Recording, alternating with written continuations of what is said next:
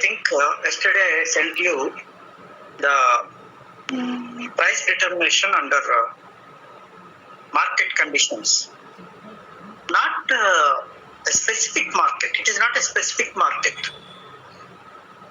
It is a general market or simply market. So, generally what happens in the market, based on the demand and supply, the prices will change. So, the price which was decided by the forces of demand and supply is called as market price. Is called as market price. Of course, that is not there, but let us see what is normal price. Generally, what we expect in the market is called as normal. Say, I think that a sugar price in the market is, say, per kg 50 rupees. That is called normal price. Generally, the normal price is supposed to be around market price. Of course, that is not there, please. That is not there in our syllabus.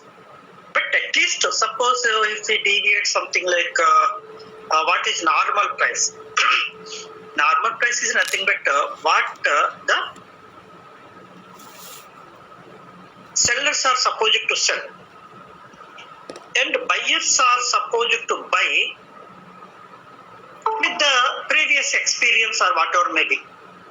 అంటే మనకి మామూలుగా ప్రతిరోజు ఏదో kilo ఎంత కొంటామని మనకి తెలుసు. But if the conditions are not up to the mark, then the market price may change, of course, because of increase in the demand and increase in the supply or whatever may be. So, just because I somebody sent the diagrams to me, which were explained on the board, that's why I sent the same. Okay. Still,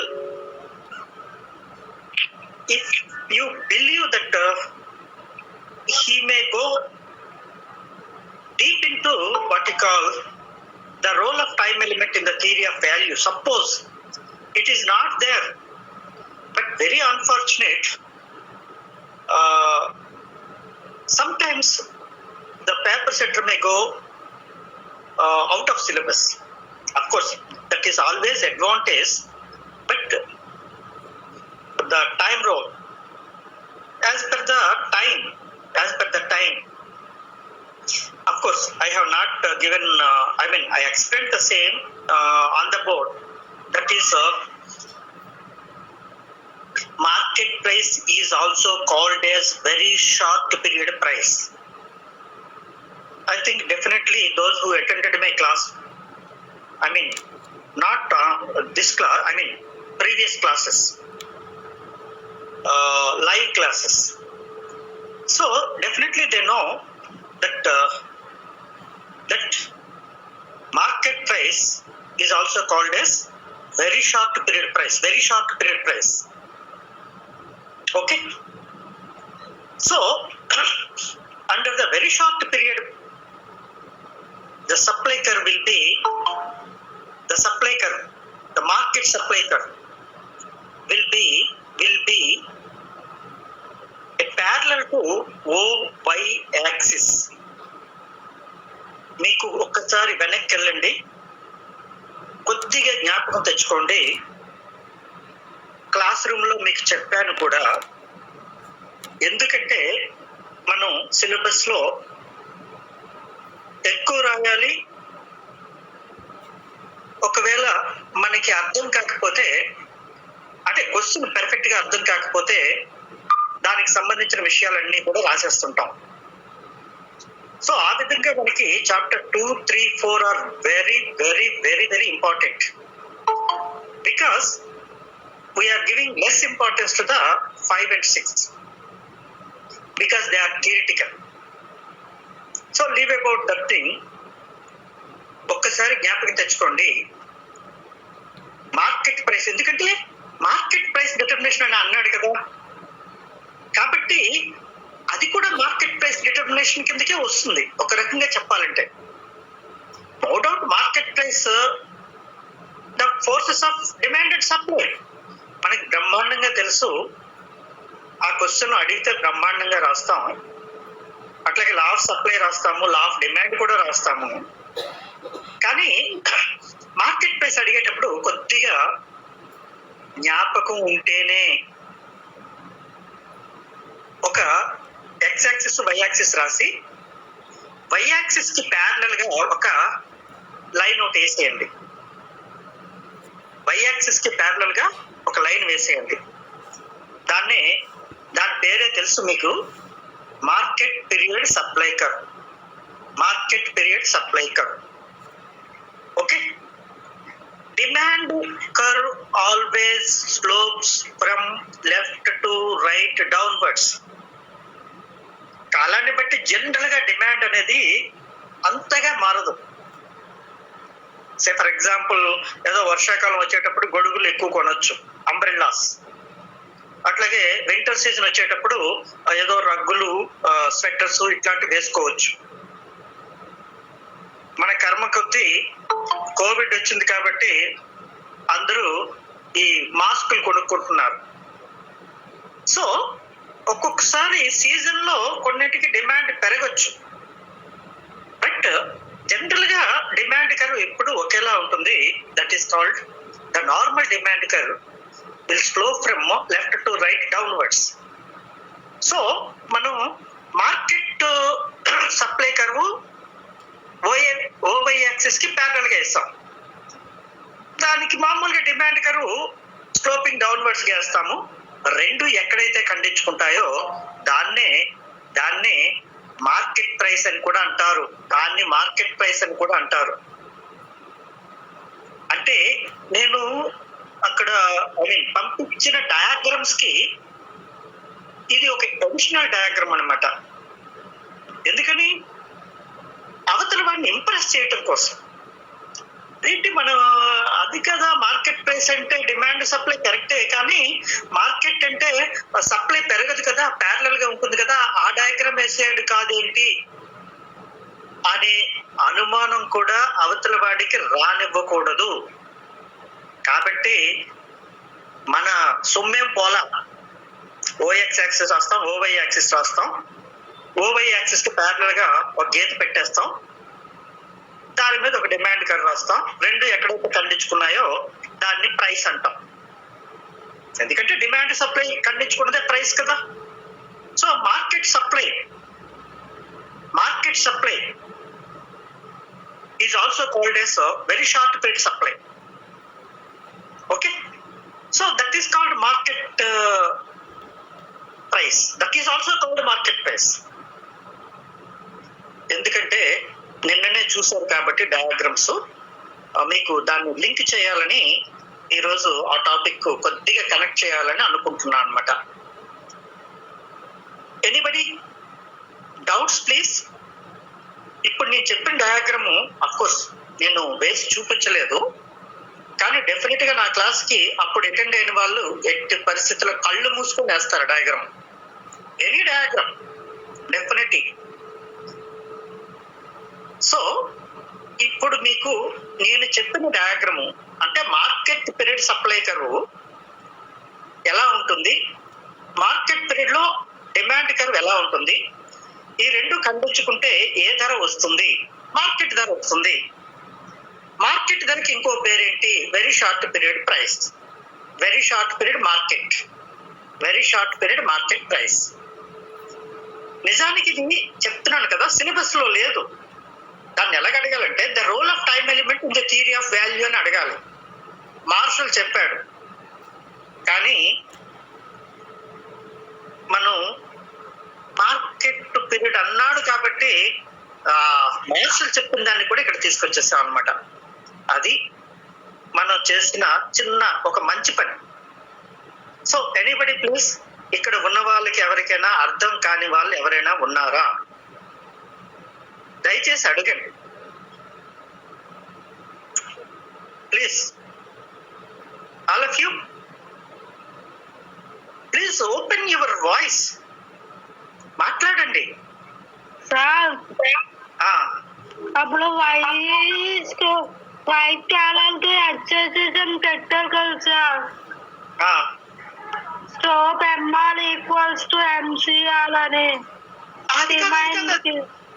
అక్కడ కాదు, అది కాదు నేను అనేది. OY కి parallel గా ఒక line వేస్తాం, మార్కెట్ సప్లై కర్వ్ అని చెప్పాను. అవును సార్.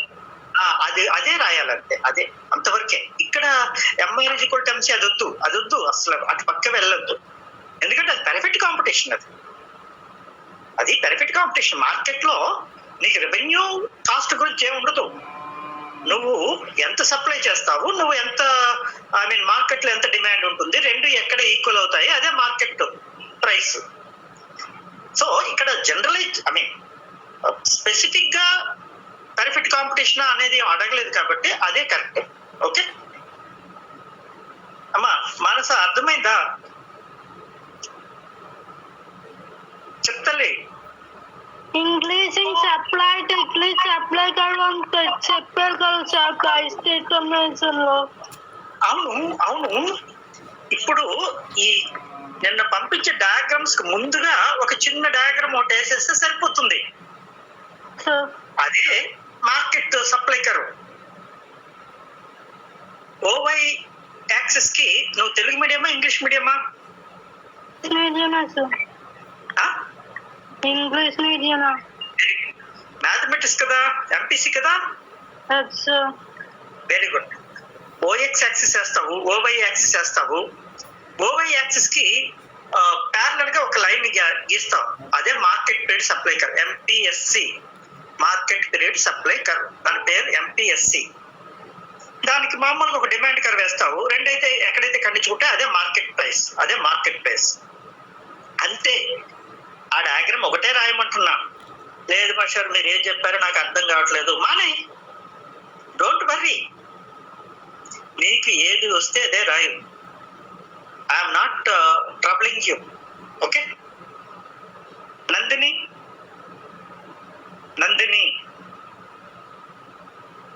ఉన్నావా? Are you there? Gayatri? Yes sir. Gayatri, are you able to follow? Yes sir. అర్థమైందా ఆ డయాగ్రామ్? అప్పుడు నువ్వు క్లాస్ లో ఉన్నావు. Yes sir. Very good. Anybody please, చాలా మంది ఉన్నారు. Chandini,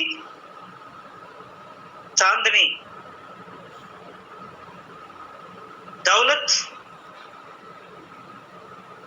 Dikshita. Why nobody is responding? Are you listening or sleeping? Listening sir. Pratibha? Yes sir, following sir. అది ఆ డయాగ్రామ్ నీకు జ్ఞాపకం వచ్చిందా ఏమైనా? Yes sir. Very good.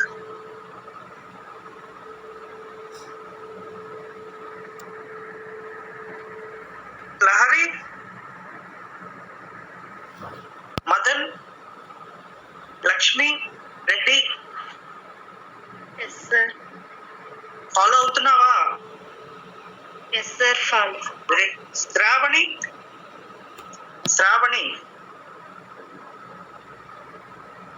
Swathi. ఏమైంది ఈరోజు ఏమైనా మౌనవ్రతం ఏమైనా పెట్టుకున్నారా? అంటే మాషారు గాని ఎవరు గాని ఏదైనా అడిగితే మాట్లాడకూడదని ఏమైనా you have any such promise?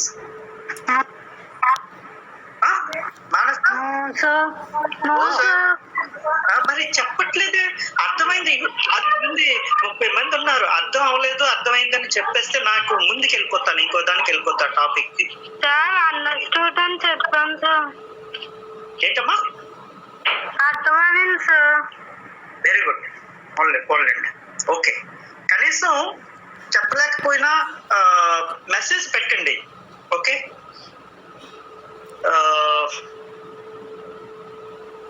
Then ఆ డయాగ్రామ్ వేసి మార్కెట్ లో డిమాండ్ సప్లై గురించి ఏదో రాసి అది కంప్లీట్ చేసేస్తాము. సో ఆ డయాగ్రామ్ చెప్పడం కోసం ఐ ట్రైడ్, అందరూ బాగానే అర్థమైందని అనుకుంటాను. ఇంకా కొద్దిగా డెప్త్లోకి వెళ్తే, ఒకవేళ మీకు ఆ shifting of supply curve market నుంచి మార్కెట్ పీరియడ్ నుంచి షార్ట్ పీరియడ్ నుంచి లాంగ్ పీరియడ్ నుంచి వెరీ లాంగ్ పీరియడ్ ఒకవేళ జ్ఞాపకుంటే అది కన్ఫ్యూజన్ మీరు అంతటితో ఆపేయండి చాలు. ఒకవేళ జ్ఞాపకం ఉండి మీకు if you are sure of it, you can write that also. Market period లో టైంను బట్టి ప్రైసెస్ మారుతాయి. మార్కెట్ పీరియడ్ లో అయితే ఇలా ఉంటుంది, దాన్నే వెరీ షార్ట్ పీరియడ్ అని అంటారు. షార్ట్ పీరియడ్ అంటే కొద్దిగా పెరుగుతుంది,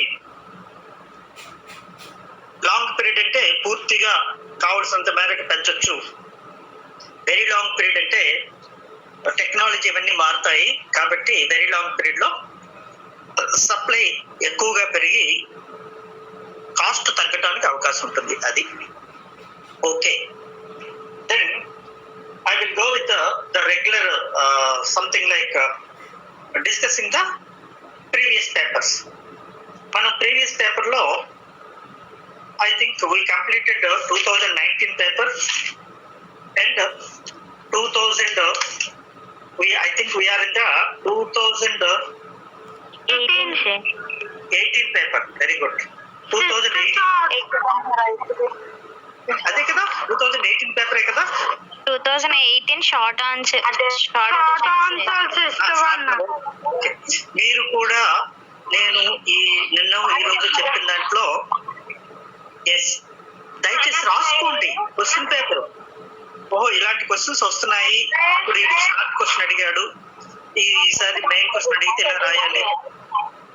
సయ్యద్, మీరు కూడా కొద్దిగా నేను చెప్పేటప్పుడు క్వశ్చన్స్ రాసుకోండి. Syed okay okay. Manasa yes very good very good. నిన్న ఏ క్వశ్చన్ లాస్ట్ డిస్కస్ చేసాము? ఎక్స్ప్లెయిన్ ద ఇంపార్టెన్స్ ఆఫ్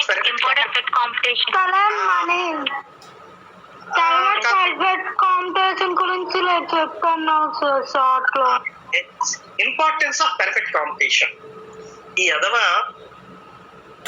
లక్షణ ఫీచర్స్ అడగలేదు,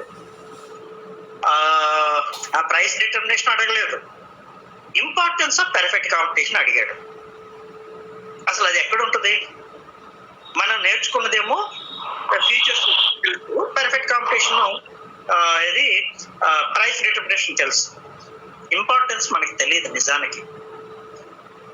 కానీ కొద్దిగా మీరు ట్రై చేయండి, ఎవరైనా కొద్దిగా అసలు పర్ఫెక్ట్ కాంపిటీషన్ ఉంటే ఏమవుతుంది అంటే మనకి కన్స్యూమర్స్ కి ఎటువంటి లాభం, but that is the importance rather to say. Perfect competition is to whom it is advantageous. కొన్ని అదేనా చెప్పండి, కనీసం పర్ఫెక్ట్ కాంపిటీషన్ లో ఒక వస్తువుని అమ్మటం కొనటం జరుగుతూ ఉంటే అది ఎవరికి లాభదాయకంగా ఉంటుంది? Who will get the advantage? Individuals అనకూడదు అక్కడ, కన్స్యూమర్స్ అనాలి. కన్స్యూమర్స్. ఇండివిజువల్స్ అంటే సెల్లర్స్ కూడా ఇండివిజువల్సే కదా. సో పర్ఫెక్ట్ కాంపిటీషన్ ఇంపార్టెన్స్ ఏంటంటే it will increase the competition among the sellers. If there is a competition among large number of sellers, then the prices will come down. That is the first importance. దాని యొక్క ప్రయోజనం ఏంటి, దాని యొక్క ప్రాముఖ్యత ఏంటి అంటే అమ్మే వాళ్ళ మధ్య పోటీ, కొనేవాడికి లాభం. కొనేవాళ్ళు మధ్య పోటీ, అమ్మేవాడికి లాభం. మనం తన్నుకుంటే ఆడికి లాభం, వాళ్ళు తన్నుకుంటే మనకి లాభం. కాబట్టి పర్ఫెక్ట్ కాంపిటీషన్ లో వాళ్ళ మధ్య పోటీ మనకి అంటే వినియోగదారులకి అంటే కన్జ్యూమర్స్ కి it is an advantage because they will get at low price and prices will be stable. సాధారణంగా ధరలు తక్కువగా ఉంటాయి, నిలకడగా కూడా ఉంటాయి. ధరలు నిలకడగా ఉంటాయి.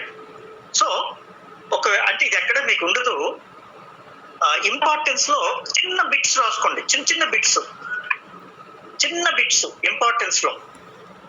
First one is advantage to consumers.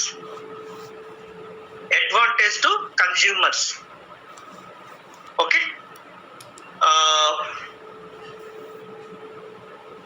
prices will be low.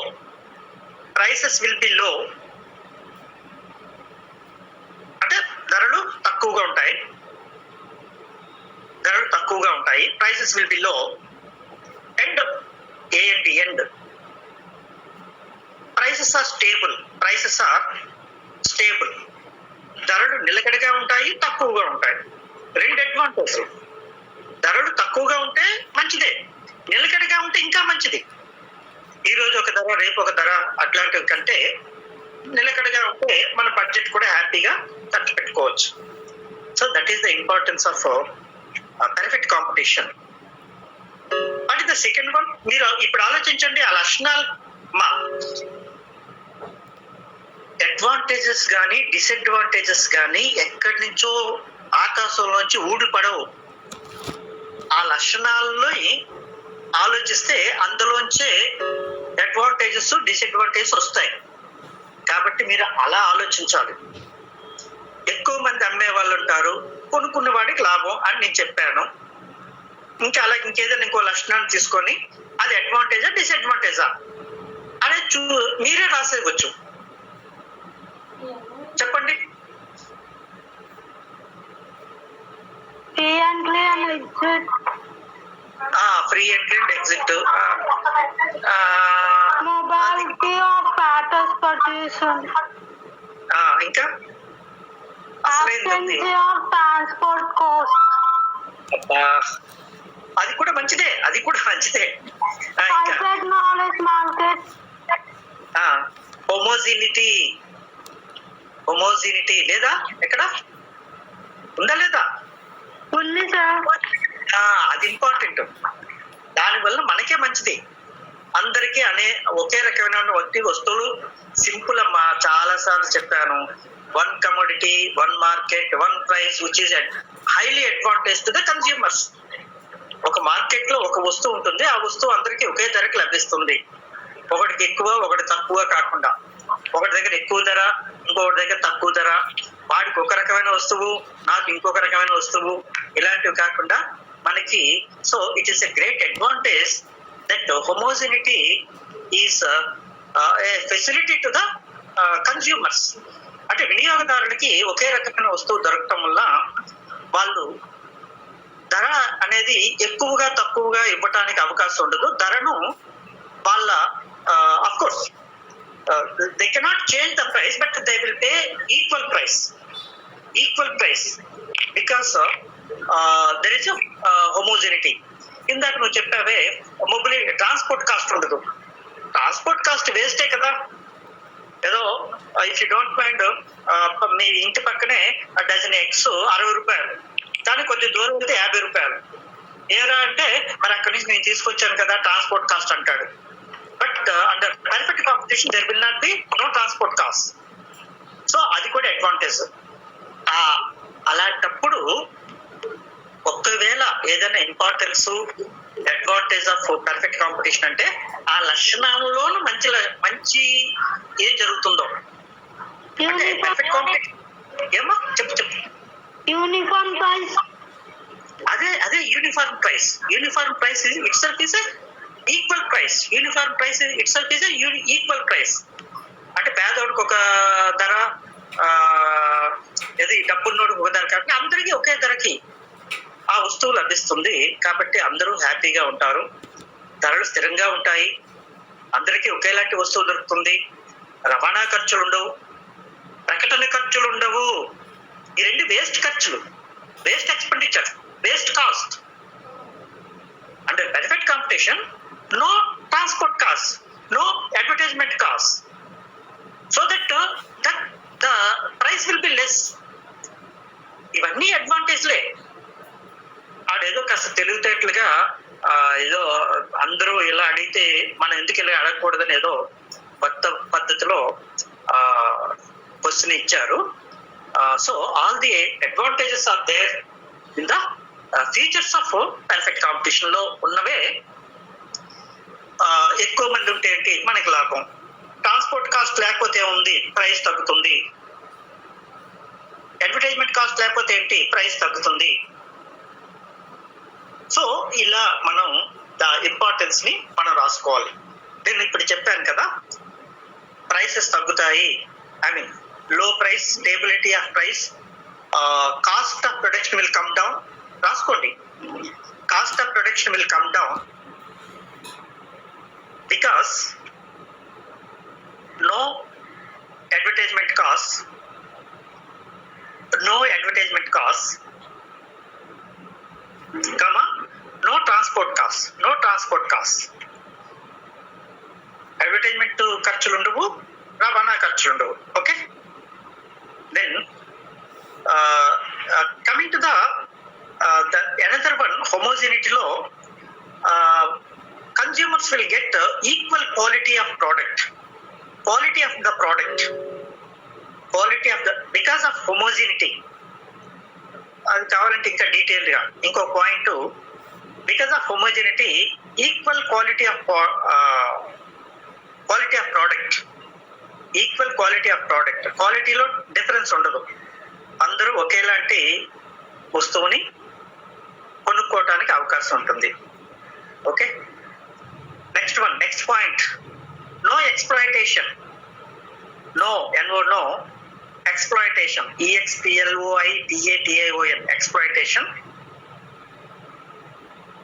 or no exploitation or charging different prices, or charging different prices, because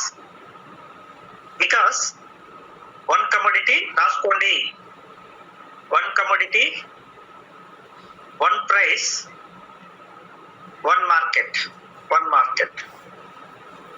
ఓ బోలెడు పాయింట్లు, కావాల్సిన 2 పాయింట్లు వచ్చేసాయి. సో అక్కడే కొద్దిగా మనం తెలివితేటలుగా, అయ్యో గుండె బాధేసుకోకూడదు. ఏమో సార్ మీరేదో అన్నారు, అది పొడి చేస్తారు, ఇది పొడి చేస్తారు, ఫీచర్స్ అడుగుతారు, ఆ ప్రైస్ డిటర్మినేషన్ అడుగుతారు, బాగా చదవండి, డయాగ్రామ్ లో ఏంటని అడిగారు, చెప్పారు. కానీ ఆడేమో the importance of perfect competition అడిగారు, మాకు అర్థం కాలేదండి. నో,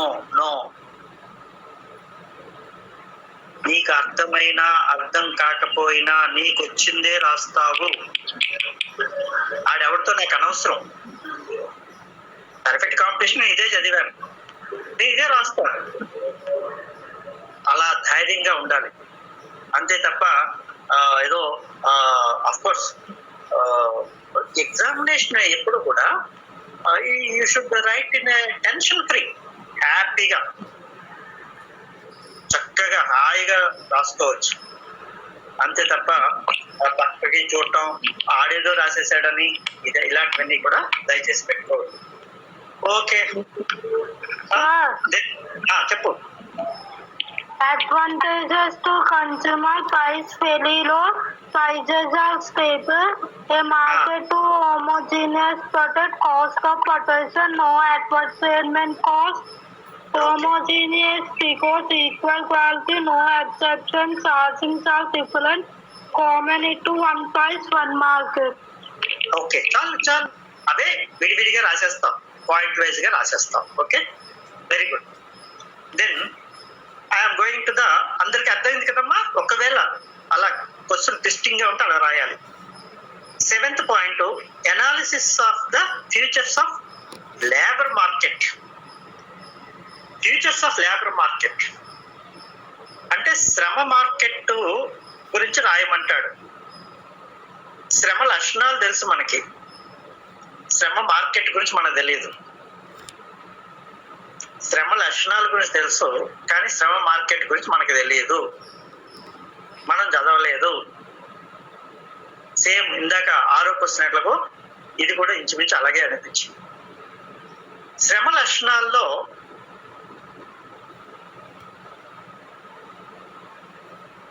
అడ్వాంటేజ్ కి సంబంధించి ఎనాలిసిస్ సంబంధించి ఫీచర్స్ ఆఫ్ లేబర్ మార్కెట్ లో జాగ్రత్తగా వినండి. Labour cannot be separated from the labourer. శ్రమను శ్రామికుడి నుంచి విడదీయలేము. శ్రామికుడే రావాలి, వాడే సప్లై చేయాలి. కాబట్టి లేబర్ మార్కెట్ లో labour should be present. Labour market లో ఇప్పుడు సపోజ్ నీ క్యాపిటల్ కావాలి, ఏదో బ్యాంక్ లో లోన్ పెడతావు, ఆడేది ఇస్తాడు, నువ్వు ఆడే దగ్గరికి వెళ్ళక్కర్లేదు, ఆడ నీ దగ్గర రాలక్కర్లేదు, ఏవో డాక్యుమెంట్స్ తోటి అయిపోతుంది. కానీ శ్రమ అట్లా కాదు. శ్రామికుడు ప్రత్యక్షంగా వచ్చి తన శ్రమను అందించాలి. కాబట్టి the labour market is the first and importance is he should come and deliver the labor. Okay, first come and deliver the labor. And చాలా ఇంపార్టెంట్ లేబర్ మార్కెట్ ఫ్యూచర్ లో. మీరు ఎవరు నాతో పార్టిసిపేట్ చేయట్లేదు. సేమ్ ఫీచర్స్ లోంచి ఎత్తుక్కోవాలి, లక్షణాల్లోంచి ఎత్తుక్కోవాలి. శ్రమ లక్షణాలు లోంచి వెతుక్కుంటే అవే ఆ మార్కెట్ కి సంబంధించి ఉంటాయి. సో అందరూ రాసుకోండి. Labour is highly perishable. Labour is highly perishable. PERSHIABLE perishable అంటే శ్రమ త్వరగా నాశనం అయిపోతుంది. కాబట్టి ఆ మార్కెట్ లక్షణం ఏంటంటే the importance of labor market is that it easily perishes. అంటే త్వరగా నాశనం అయిపోయే మార్కెట్ అది. ఏదో కాయగూరల మార్కెట్ ఉంటుంది, ఉదయం ఒకలా ఉంటుంది, 12 అయ్యేటప్పుడు ఇంకోలా ఉంటుంది. ఎందుకంటే పాడైపోతాయి అక్కడ, చివరికి సాయంత్రానికి అక్కడ పంపేసి వెళ్ళిపోతారు వాళ్ళు. లేబర్ మార్కెట్ కూడా అంతే. ఎవడు పిలకపోతే ఆడికి ఆ రోజు వస్తే, ఎందుకని? So labour is perishable. Labour is perishable. Labour market is perishable market. Labour is perishable and hence labour market is highly perishable. Highly perishable. Okay, అర్థమవుతుందమ్మా? కావాలంటే రాసుకోండి, నేను చెప్పేటప్పుడు కావాలంటే రాసుకోండి. Labour is highly perishable. Okay, the supply of labour is limited. ఏదో వాడికి నీకు రోజు 1000 రూపాయలు ఇస్తాను, 24 గంటలు పనిచేస్తావా అంటే చేయలేడు ఎవడు. సో ద సప్లై, ఇంకొక ఇంపార్టెన్స్ ఏంటంటే the supply of labour is backward bending. ఇది జ్ఞాపకం పెట్టుకోండి చాలు.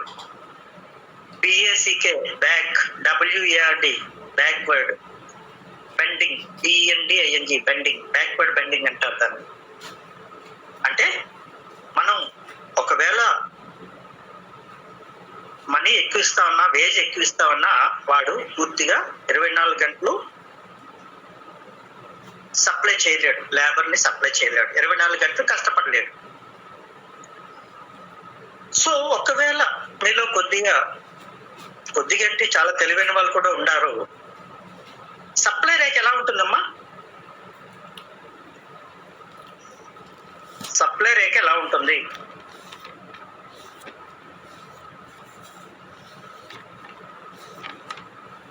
అందరూ నిద్రపోతున్నారా లేకపోతే మౌనవ్రతమా? లక్ష్మి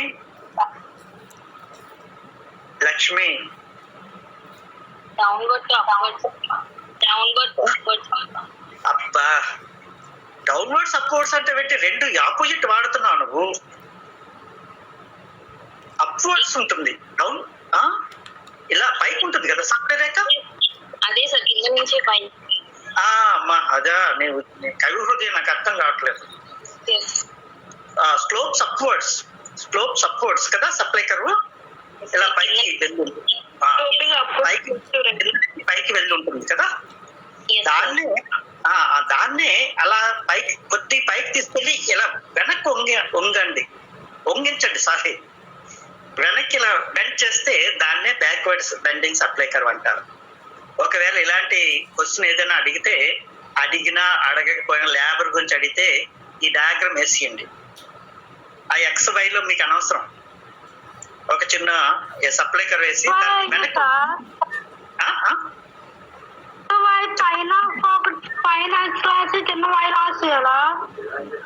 అది మామూలే, ఎక్స్ వై అక్షరాలు మామూలే రాస్తాం. కానీ ఇది సప్లై కర్వ్ ఎస్ఎస్ అన్నమాట. ఇది SS supply curve. Supply curve ఎలా ఉంటుంది, కింద నుంచి పైకి అలా వెళ్తుంది, వెళ్ళి మామూలు సప్లై కర్వ్ అలా వెళ్తుంది. కానీ లేబర్ సప్లై కర్వ్ ఎలా ఉంటుందంటే అలా వెళ్ళి కొద్దిగా మళ్ళీ వెనక్కి వెళ్ళిపోతుంది, వెనక్కి బెండ్ అయిపోతుంది అనమాట. సో ఏదో మనం ఆ బాణం లాగా అనమాట, ఇలాగా బాణం ఉంచితే ఏమవుతుంది, ఇలా వెనక్కి వస్తుంది. సో అలాగే ఇది మళ్ళీ బ్యాక్ వచ్చేస్తుంది అనమాట. అది that is called backward bending supply curve అంటారు. ఆ డయాగ్రామ్ వేస్తే మొత్తం మొత్తం థియరీ అంతా అందులోనే ఉంటుంది. ఇది backward bending supply curve. Labour market ఎలా ఉంటుందంటే బ్యాక్వర్డ్ బెండింగ్ సప్లై కర్వ్ లా ఉంటుంది. మనం చెప్పాల్సిన చాలా విషయాల్ని ఒక చిక్కని డయాగ్రామ్స్ తో చక్కగా చెప్పొచ్చు. కాబట్టి that is called as backward bending curve. Okay, then the wages are different. Why? Because the efficiency of labor is different. Market లో లేబర్ మార్కెట్ ఎలా ఉంటుందంటే all are not equally efficient.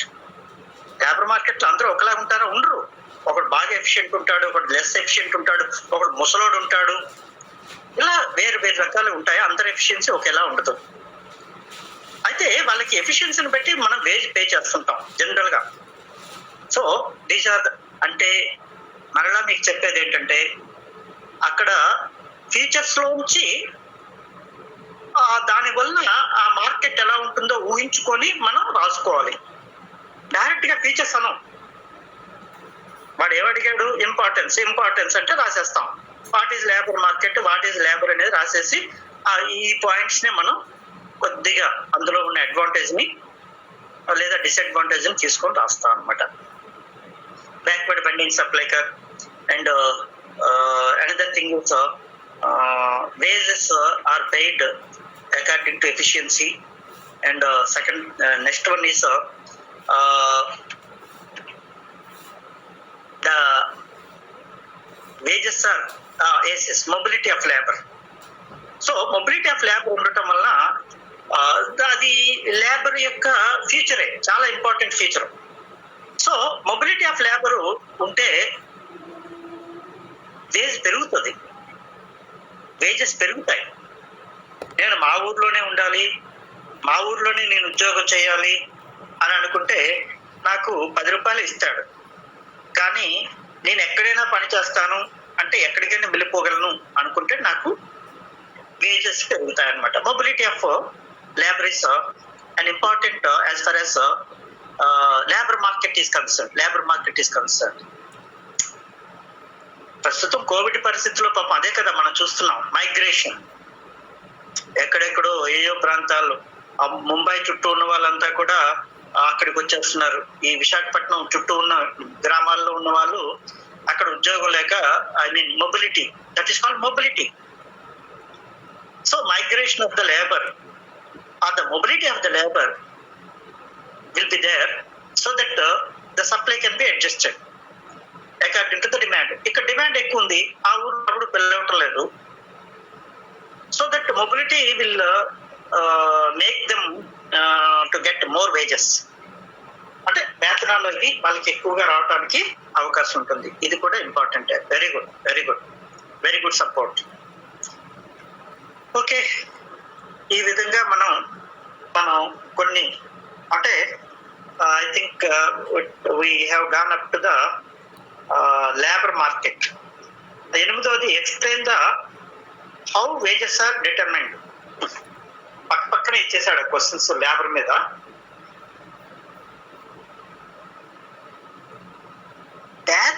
Wages అనేది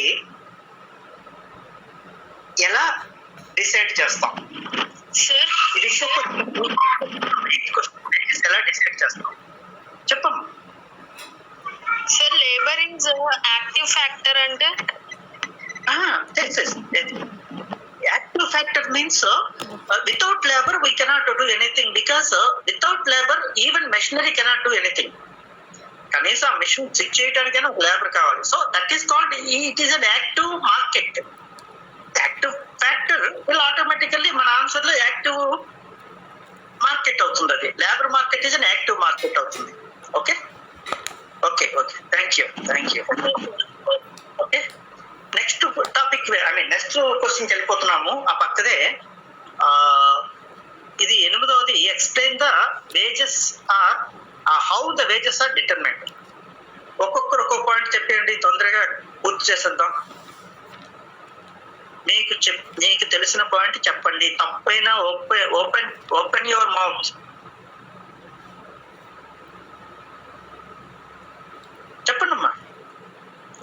నువ్వు మీ ఇంట్లోకి ఎవరినైనా తెలిసి పని చేయిస్తే అడిగి డబ్బులు ఎలాగిస్తావు? Very good. Based on the time. ఇంకా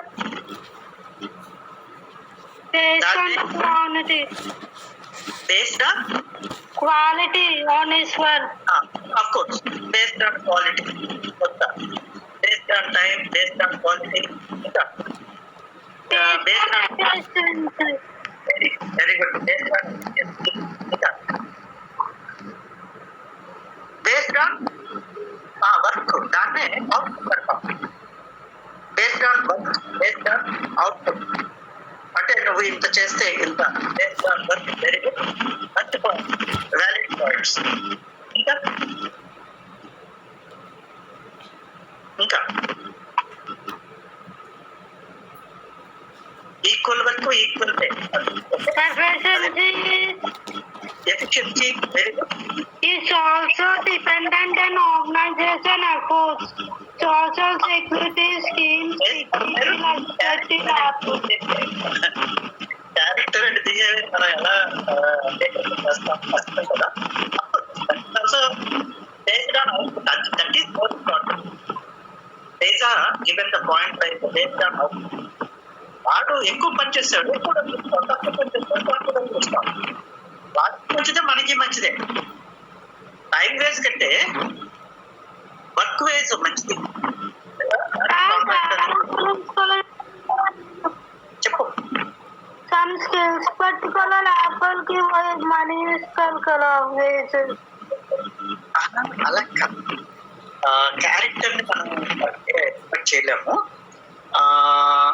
ఇంకొకలాగా చెప్పొచ్చు, based on efficiency, based on work, based on contract, based on qualification, based on experience,